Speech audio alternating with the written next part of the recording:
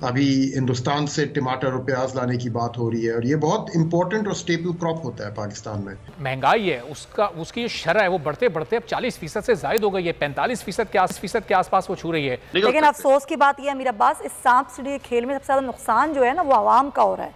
अवाम पिस रही है, उनका कोई कसूर नहीं है। पेट्रोल की बढ़ती कीमत, डॉलर का बढ़ता रेट और बढ़ती हुई महंगाई, अवाम ये सवाल करते हैं कि आखिर वो कौन से मुश्किल फैसले हैं और कब तक इन मुश्किल फैसलों के असरात अवाम को अपनी जिंदगी में देखने को मिलेंगे। आने वाले दिनों में अवाम को मजीद कितनी महंगाई के लिए तैयार रहना होगा? आई थिंक अभी कहना मुश्किल है एग्जैक्ट अमाउंट। अलबत्ता अभी डॉलर से ज्यादा जो चीज महंगाई को फीड करेगी वो सैलाबी जो असरात है, क्योंकि काफी जो क्रॉप डैमेज हुआ है उसकी वजह से हमने देखा है ऑलरेडी प्याज और टमाटर की कीमतों में बहुत बड़ा इम्पैक्ट आया था सैलाब के फौरन बाद।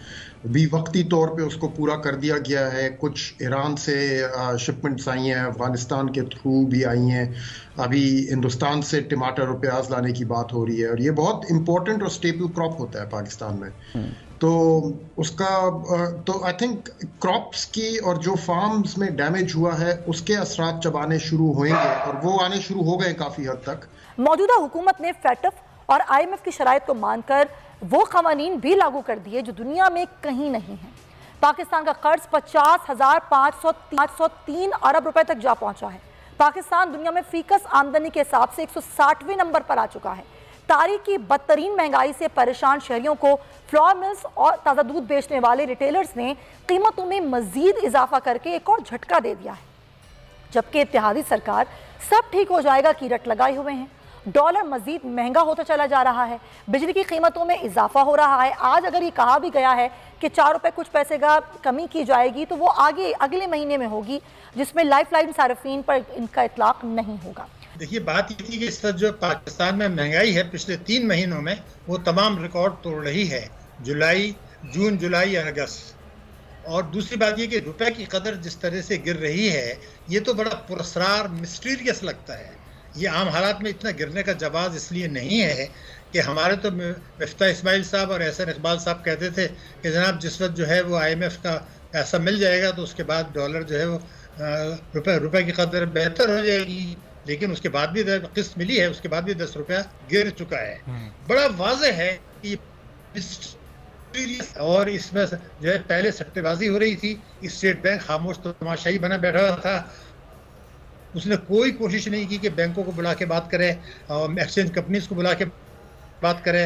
हुकूमत ने कोई कोशिश नहीं की कि गिरते हुए जो रिजर्व्स हैं उनको बढ़ाने की कोशिश करें, तमाशा देखते रहे। चलिए सब कुछ हो गया, लेकिन अब सवाल ये पैदा होता है कि खुलेआम यहाँ से स्मगलिंग हो रही है।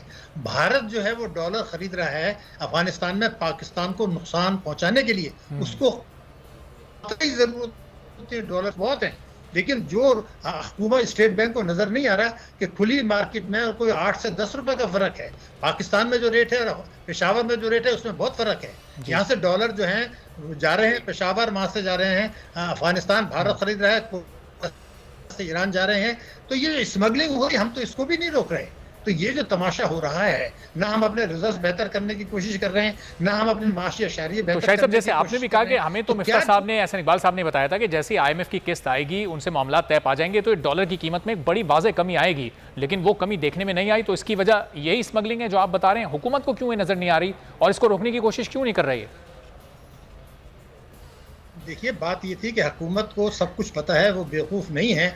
वो यहाँ तो अशराफिया की मईशत चल रही है, अशराफिया की मईशत है, उन्हीं के सारे हुकूमत चल रही है, उन्हीं की सपोर्ट से चल रही है। खुलेआम ये कुछ हो रहा है। देखिए, 8 से 10 रुपए का अगर आज फ़र्क है पेशावर जो यहाँ पर खुली मंडी में, तो ये किसको नज़र नहीं आ रहा? इतना बड़ा क्यों है? क्या ये किस मेरे मुल्क को जब मिली IMF से उसके बाद से 10 रुपए गिर गए 8-9 दिन के अंदर? तो ये जो कुछ हो रहा है ये तो लूटमार हो रही है। जब इससे पहले बैंकों ने मुनाफा कमाया, एक्सचेंज कंपनी से कमाया, सट्टेबाजों ने कमाया, सबको पता था। स्टेट बैंक तमाशा देखता रहा। क्या स्टेट बैंक ने कोई मीटिंग की थी?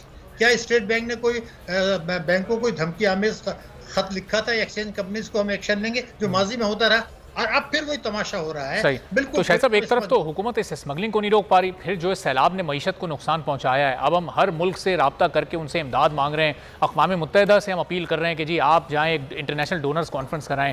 ये जितना बड़ा नुकसान है, ये किसी इंटरनेशनल डोनर्स कॉन्फ्रेंस से या बाहर से आई हुई इमदाद से लगता है आपको पूरा हो जाएगा? भाई साहब देखिए, आप एक नुक्ता अहम उठा रहे हैं। जो हमने देखा था 2010 में और जो हमने देखा था 2005 में, इन दो चीज़ों में और आज जो हम देख रहे हैं, बेशक पाकिस्तान के लोग खुद इमदाद दे रहे हैं। मैंने तो ये देखा है, वो जो लोग गरीब खुद जो उनको मदद की ज़रूरत है वो भी जो है कंट्रीब्यूट कर रहे हैं, इदारे भी कंट्रीब्यूट कर रहे हैं, अफवाज पाकिस्तान भी कंट्रीब्यूट कर रही हैं, सब कुछ हो रहा है और बाहर से भी मदद आ रही है। ठीक है, कर लें।